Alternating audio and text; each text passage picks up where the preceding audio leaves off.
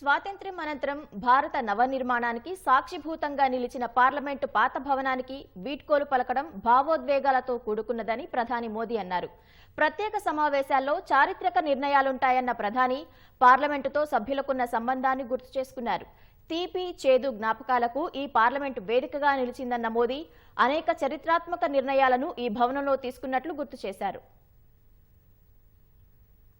భారత సువర్ణ అధ్యాయానికి సాక్షిగా నిలిచిన పార్లమెంటు పాత భవనంలో 75 ఏళ్ల పాటు జరిగిన చర్చలు, ప్రణాళికలు భారత గతిని మార్చాయని ప్రధాని మోదీ అన్నారు.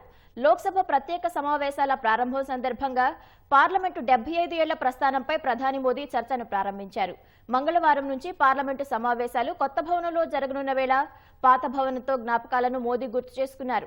పాత పార్లమెంటు భవనంలో జరిగే చివరి సెషన్ చరిత్రాత్మకమైనదన్న మోదీ భారత ప్రజాస్వామ్య ప్రయాణంలో ఇది కీలకమైన ఘట్టమన్నారు. పాత పార్లమెంటు భవన నిర్మాణం కోసం దేశవాసులు రక్తం, స్వేదం చిందించారని కొనియాడారు. కొత్త భవనంలోకి వెళ్లినా పాత భవనం మనకు నిరంతర ప్రేరణగా నిలుస్తుందన్న మోదీ ఇక్కడ జరిగిన ఎన్నో చర్చలు నవభారత నిర్మాణానికి దోహదం చేశాయని అన్నారు.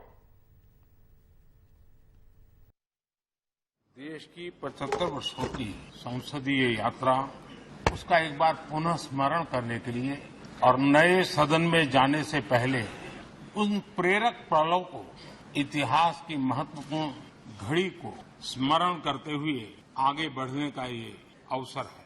ये सदन से विदाई लेना एक बहुत ही भावुक पल है और हम जब ये सदन को छोड़ के जा रहे हैं तो हमारा मन मस्तिष्क भी उन भावनाओं से भरा हुआ है, अनेक यादों से भरा हुआ है। खट्टे मीठे अनुभव भी रहे हैं, कभी संघर्ष का माहौल भी रहा है और कभी इसी सदन में उत्सव और उमंग का माहौल भी रहा है।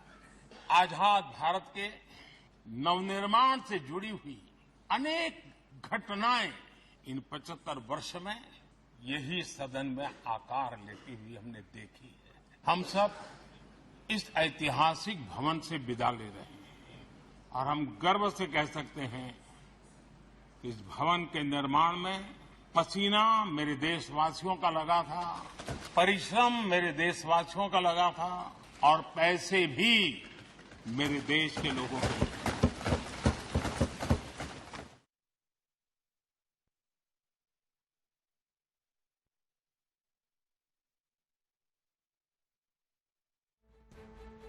పార్లమెంటుపై జరిగిన ఉగ్రదాడిని మోదీ ఈ సందర్భంగా గుర్తు చేసుకున్నారు. పార్లమెంటు సభ్యులను రక్షించేందుకు భద్రతా బలగాలు ప్రాణాలు కోల్పోవడంపై ఆవేదన వ్యక్తం చేశారు. लोकतंत्र का ये सदन आतंकी हमला हुआ, यह आतंकी हमला एक इमारत पर नहीं था। मदर ऑफ डेमोक्रेसी एक प्रकार से हमारी जीवात्मा पर यह हमला था। ये देश उस घटना को कभी भूल नहीं सकता है, लेकिन आतंकियों से लड़ते लड़ते सदन को बचाने के लिए और हर सदस्य को बचाने के लिए जिन्होंने अपने सीने पर गोलियां झेली, आज मैं उनको भी नमन करता हूं। हमारे बीच नहीं है। భారత్ అభివృద్ధి వీచికలు ప్రపంచవ్యాప్తంగా విస్తరిస్తున్నాయన్న మోదీ 75 ఏళ్లలో మనం సాధించిన ప్రగతి ప్రపంచాన్ని అబ్బురపరిచిందన్నారు. చంద్రయాన్ 3 విజయం భారత సాంకేతిక విజ్ఞాన అభివృద్ధికి నిదర్శనమని, భారత శాస్త్ర సాంకేతిక నిపుణులకు ఈ భవనం నుంచి శతకోటి వందనాలు సమర్పిస్తున్నానని ప్రధాని అన్నారు. G20 సదస్సు విజయం ఏ ఒక్క పార్టీదో వ్యక్తిదో కాదని, యావత్ 140 కోట్ల భారతీయులదని అన్నారు. आज G20 की सफलता को भी आपने सर्वसम्मति से सराहा है। मैं मानता हूं देशवासियों का आपने गौरव बढ़ाया है, मैं आपका आभार व्यक्त करता हूं। G20 की सफलता 140 करोड़ देशवासियों की है।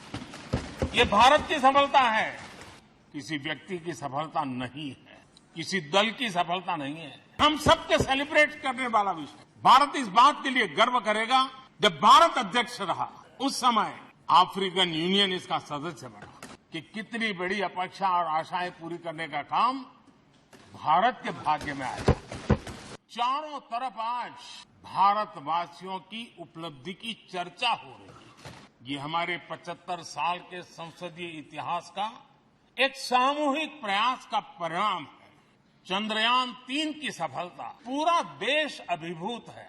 भारत के सामर्थ्य का एक नया रूप जो आधुनिकता से जुड़ा है, जो विज्ञान से जुड़ा है, जो टेक्नोलॉजी से जुड़ा है, जो हमारे वैज्ञानिकों के सामर्थ्य से जुड़ा है, जो 140 करोड़ देशवासियों के संकल्प की शक्ति से जुड़ा हुआ है।